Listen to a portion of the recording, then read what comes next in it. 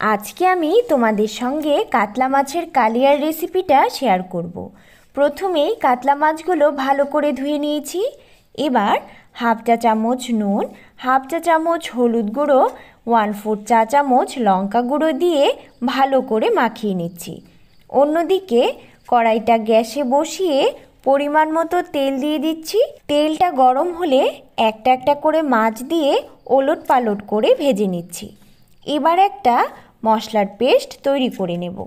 একটা বাটিতে হাফ চা চামচ হলুদ গুঁড়ো, 1 চা চামচ লঙ্কা গুঁড়ো, 1 টেবিল চামচ ধনে আর জিরে গুঁড়ো দিয়ে সামান্য একটু জল দিয়ে একটা মশলার পেস্ট তৈরি করে নিচ্ছি। এবার 2 টেবিল চামচ টক দই একটা বাটিতে ভালো করে ফেটিয়ে নিচ্ছি।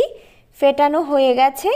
এবার কড়াইতে 2 থেকে 3 টেবিল চামচ তেল দিয়ে তেলটা গরম হলে 2টা তেজপাতা দিয়ে দিচ্ছি। 1/4 চা চামচ কালো জিরে ফোড়নে দিয়ে দিচ্ছি। এবার 1 চা চামচ আদা বাটা দিয়ে হালকা একটু ভেজে নিয়ে রেডি করে রাখা মশলাটা কড়াইতে দিয়ে দিচ্ছি।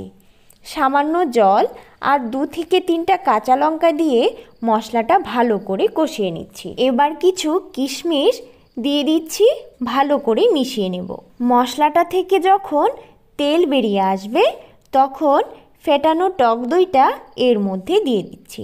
এবার দই ফেটানো বাটিটার মধ্যেই জল নিয়ে অল্প অল্প করে জল কড়াইতে মশলাটার মধ্যে দিয়ে দিচ্ছি। আরও কিছুক্ষণ মশলাটা ভালো করে কষিয়ে নিচ্ছি। এবার স্বাদ মতো নুন দিয়ে দেব। এইভাবে আরও 2 থেকে 3 মিনিট রান্না করে নিয়ে গ্রেভির জন্য পরিমাণ মতো জল দিয়ে দিচ্ছি। গ্রেভিটা ফুটতে শুরু করলে ভেজে রাখা মাছগুলো আস্তে আস্তে করে গ্রেভির মধ্যে দিয়ে দিচ্ছি।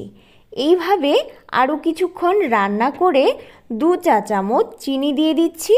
এটা পুরোপুরি অপশনাল। আর দিয়ে দিচ্ছি 1 টেবিল চামচ এলাচ আর দারচিনির পেস্ট। এইভাবে আরও কিছুক্ষণ ফুটিয়ে নিলেই তৈরি কাতলা মাছের কালিয়া। গরম গরম ভাতের সঙ্গে পরিবেশন করে দেখো, খেতে খুবই ভালো লাগবে।